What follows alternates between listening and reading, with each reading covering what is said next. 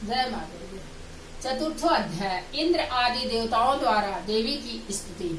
सिद्धि की इच्छा रखने वाले पुरुष जिनकी सेवा करते हैं तथा देवता जिन्हें सब ओर से घेरे रहते हैं, उन जया नाम वाली दुर्गा देवी का ध्यान करें।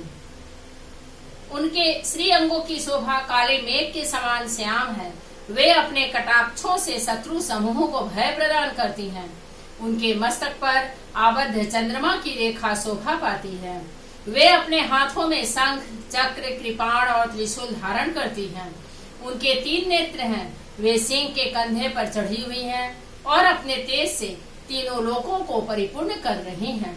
ऋषि कहते हैं, अत्यंत पराक्रमी दुरात्मा महिषासुर तथा उसकी दैत्य सेना के देवी के हाथ से मारे जाने पर इंद्र आदि देवता प्रणाम के लिए गर्दन तथा कंधे झुकाकर उन भगवती दुर्गा का उत्तम वचनों द्वारा स्तवन करने लगे।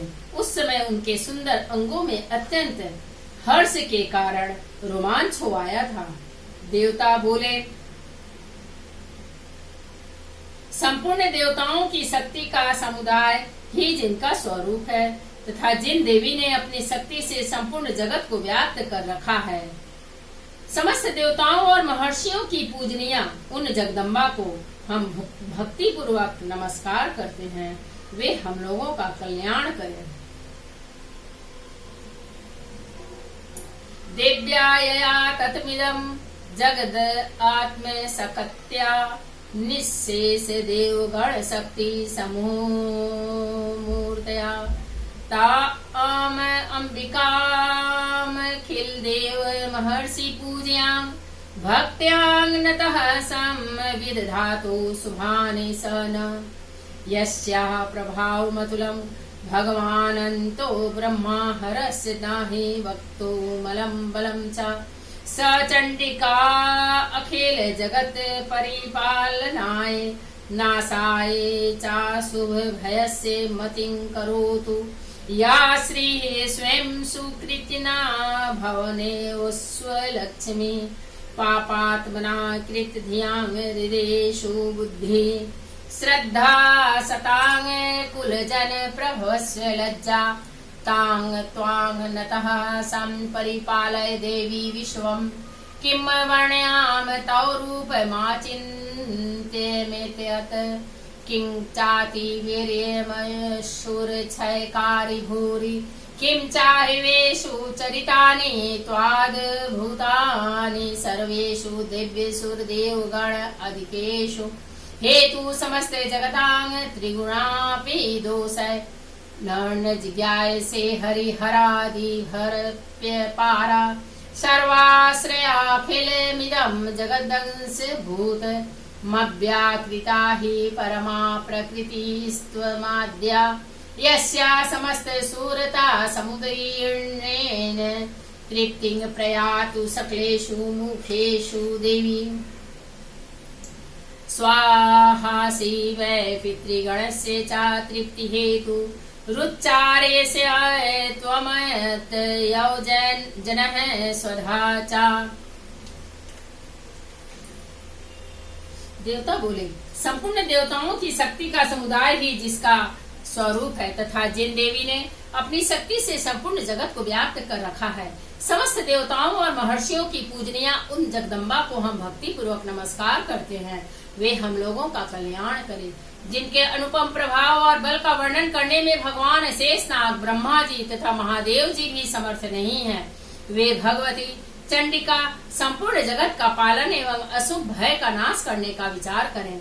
जो पुण्य आत्माओं के घरों में स्वयं ही लक्ष्मी रूप से, पापियों के यहाँ दरिद्रता रूप से, शुद्ध अंतःकरण वाले पुरुषों के हृदय में बुद्धि रूप से, सत पुरुषों में श्रद्धा रूप से तथा कुलीन मनुष्य में लज्जा रूप से निवास करती हैं, उन आप भगवती दुर्गा को हम नमस्कार करते हैं। देवी, आप संपूर्ण विश्व का पालन कीजिए। देवी, आपके इस अचिंत्य रूप का असुरों का नाश करने वाली भारी पराक्रम का तथा समस्त देवताओं और दैत्यों के समक्ष युद्ध में प्रकट हुए आपके अद्भुत चरित्रों का हम किस प्रकार वर्णन करें। आप संपूर्ण जगत की उत्पत्ति में कारण हैं। आप में सत्व गुण, रजोगुण और तमोगुण ये तीनों गुण मौजूद हैं, तो भी दोषों के साथ आपका संसर्ग नहीं जान पड़ता। भगवान विष्णु और महादेव जी आदि देवता भी आपका भार पार नहीं पाते। आप ही सबका आश्रय है। यह समस्त जगत आपका अंशीभूत है, क्योंकि आप सबकी आदिभूत अव्याकृता परा प्रकृति है। देवी, संपूर्ण यज्ञों में जिसके उच्चारण से सब देवता तृप्ति लाभ करते हैं, वह स्वाहा आप ही हैं। इसके अतिरिक्त आप पितरों की भी तृप्ति का कारण हैं। अतएव सब लोग आपको स्वधा भी कहते हैं। देवी, जो मोक्ष की प्राप्ति का साधन है, अचिंत्य महाव्रत स्वरूप है, समस्त दोषों के से रहित, जितेंद्रिय तत्व को ही सार वस्तु मानने वाले तथा मोक्ष की अभिलाषा रखने वाले मुनिजन जिसका अभ्यास करते हैं, वह भगवती परा विद्या आप ही हैं। आप शब्द स्वरूप हैं। अत्यंत निर्मल ऋग्वेद, यजुर्वेद तथा उद्गीत के मनोहर पदों के पाठ से युक्त सामवेद का भी आधार आप ही हैं। आप देवी त्रयी तीनों वेद और भगवती छहों ऐश्वर्यों से युक्त हैं। इस विश्व की उत्पत्ति एवं पालन के लिए आप ही वार्ता, खेती एवं आजीविका के रूप में प्रकट हुई हैं। आप संपूर्ण जगत की घोर पीड़ा का नाश करने वाली हैं। देवी, जिससे समस्त शस्त्रों के सार का ज्ञान होता है, वह मेधा शक्ति आप ही है। दुर्गम भव सागर से पार उतारने वाली नौका रूप दुर्गा देवी भी आप ही हैं। आपकी कहीं भी आसक्ति नहीं है। कैटव के शत्रु भगवान विष्णु के वक्ष स्थल में एकमात्र निवास करने वाली भगवती लक्ष्मी तथा भगवान चंद्रशेखर द्वारा सम्मानित गौरी देवी भी आप ही हैं। आपका मुख मंद मुस्कान से सुशोभित, निर्मल पूर्ण चंद्रमा के बिंब का अनुकरण करने वाला और उत्तम सुवर्ण की मनोहर कांति से कमनीय है। तो भी उसे देखकर महिषासुर को क्रोध हुआ और सहसा उसने उस पर प्रहार कर दिया। यह बड़े आश्चर्य की बात है। देवी, वही मुख जब क्रोध से युक्त होने पर उदय काल के चंद्रमा की भांति लाल और तनी हुई भवों के कारण विकराल हो उठा, तब उसे देखकर जो महिषासुर के प्राण तुरंत नहीं निकल गए, यह उससे भी बड़ा आश्चर्य की बात है। क्योंकि क्रोध में भरे हुए यमराज को देखकर भला कौन जीवित रह सकता है। देवी, आप प्रसन्न हो। परमात्मा स्वरूपा आपके प्रसन्न होने पर जगत का अभ्युदय होता है और क्रोध में भर जाने पर आप तत्काल ही कितने कुलों का सर्वनाश कर डालती हैं। यह बात अभी अनुभव में आई है, क्योंकि महिषासुर की यह विशाल सेना क्षण भर में आपके कोप से नष्ट हो गई है। सदा अभ्युदय प्रदान करने वाली आप जिन पर प्रसन्न रहती हैं, वे ही देश में सम्मानित है। उन्हीं को धन और यश की प्राप्ति होती है।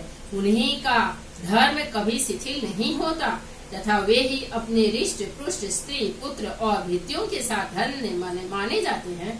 देवी, आपकी ही कृपा से पुण्य आत्मा पुरुष प्रतिदिन अत्यंत श्रद्धा पूर्वक सदा सब प्रकार के धर्म अनुकूल कर्म करता है और उसके प्रभाव से स्वर्ग लोक में जाता है। इसलिए आप तीनों लोकों में निश्चय ही मनोवांछित फल देने वाली हैं। माँ दुर्गे, आप स्मरण करने पर सब प्राणियों का भय हर लेती हैं और स्वस्थ पुरुषों द्वारा चिंतन करने पर उन्हें परम कल्याणमय बुद्धि प्रदान करती हैं। दुख, दरिद्रता और भय हरने वाली देवी, आपके सिवा दूसरी कौन है जिसका चित्त सबका उपकार करने के लिए सदा ही दयार्द रहता हो। देवी, इन राक्षसों से के मारने से संसार को सुख मिले तथा ये राक्षस चिरकाल तक नरक में रहने के लिए भले ही पाप करते रहे हों, इस समय संग्राम में मृत्यु को प्राप्त होकर स्वर्ग लोक में जाएं, निश्चय ही यही सोचकर आप शत्रुओं का वध करती हैं। आप शत्रुओं पर शस्त्रों का प्रहार क्यों करती हैं? समस्त असुरों को दृष्टिपात मात्र से ही भस्म क्यों नहीं कर देती? इसमें एक रहस्य है। ये शत्रु भी हमारे शस्त्रों से पवित्र होकर उत्तम लोकों में जाएं। इस प्रकार उनके प्रति भी आपका विचार अत्यंत उत्तम रहता है। खड़ग के तेज पुंज की भयंकर दीप्ति से तथा आपके त्रिशूल के भाग की घनीभूत प्रभा से चौंधियाकर जो असुरों की आंखें फूट नहीं गई, उसमें कारण यही था कि वे मनोहर रश्मियों से युक्त चंद्रमा के समान आनंद प्रदान करने वाले आपके इस सुंदर मुख का दर्शन करते थे। देवी, आपका शील दुराचारियों के बुरे बर्ताव को दूर करने वाला है। साथ ही यह रूप ऐसा है जो कभी चिंतन में भी नहीं आ सकता और जिसकी कभी दूसरों से तुलना भी नहीं हो सकती, तथा आपका बल और पराक्रम तो उन दैत्यों का भी नाश करने वाला है जो कभी देवताओं के पराक्रम को भी नष्ट कर चुके थे। इस प्रकार आपने शत्रुओं पर भी अपनी दया ही प्रकट की है। वरदायिनी देवी, आपके इस पराक्रम की किसके साथ तुलना हो सकती है तथा शत्रुओं को भय देने वाला एवं अत्यंत मनोहर ऐसा रूप भी आपके सिवा और कहाँ है। हृदय में कृपा और युद्ध में निष्ठुरता, ये दोनों बातें तीनों लोकों के भीतर केवल आप में ही देखी गई है। मातः आपने शत्रुओं का नाश करके इस समस्त त्रिलोकी की रक्षा की है। उन शत्रुओं को भी युद्ध भूमि में मारकर स्वर्ग लोक में पहुंचाया है तथा उन्मत्त दैत्यों से प्राप्त होने वाले हम लोगों के भय को भी दूर कर दिया है। आपको हमारा नमस्कार है। देवी, आप शूल से हमारी रक्षा करें। अंबिके, आप खड़ग से भी हमारी रक्षा करें तथा घंटा की ध्वनि और धनुष की टंकार से भी हम लोगों की रक्षा करें। चंडिके, पूर्व, पश्चिम और दक्षिण दिशा में आप हमारी रक्षा करें तथा ईश्वरी, अपने त्रिशूल को घुमाकर आप उत्तर दिशा में भी हमारी रक्षा करें। तीनों लोकों में आपके जो परम सुंदर एवं अत्यंत भयंकर रूप विचरते रहते हैं, उनके द्वारा भी आप हमारी तथा इस भूलोक की रक्षा करें। अंबिके, आपके कर पल्लवों में शोभा पाने वाले खड़ग, शूल और गदा आदि जो जो अस्त्र हों, उन सब के द्वारा आप सब ओर से हम लोगों की रक्षा करें। ऋषि कहते हैं, इस प्रकार जब देवताओं ने जगन माता दुर्गा की स्तुति की और नंदन वन के दिव्य पुष्पों एवं गंध, चंदन आदि के द्वारा उनका पूजन किया, फिर सब ने मिलकर जब भक्ति पूर्वक दिव्य धूपों की सुगंध निवेदन की, तब देवी ने प्रसन्न वदन होकर प्रणाम करते हुए सब देवताओं से कहा,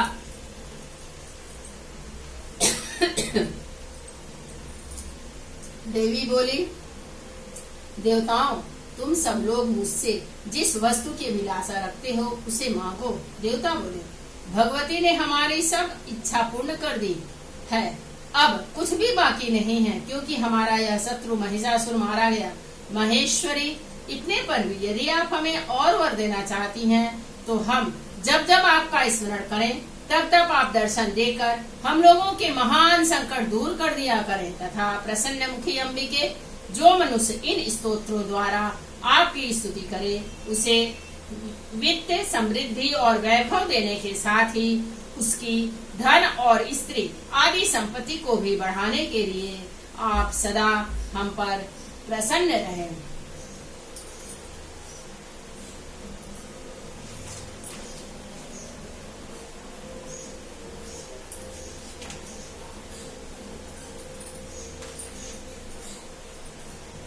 ऋषि कहते हैं, राजन, देवताओं ने जब अपने तथा जगत के कल्याण के लिए भद्रकाली देवी को इस प्रकार प्रसन्न किया, तब वे तथास्तु कहकर वहीं अंतर्धान हो गयी।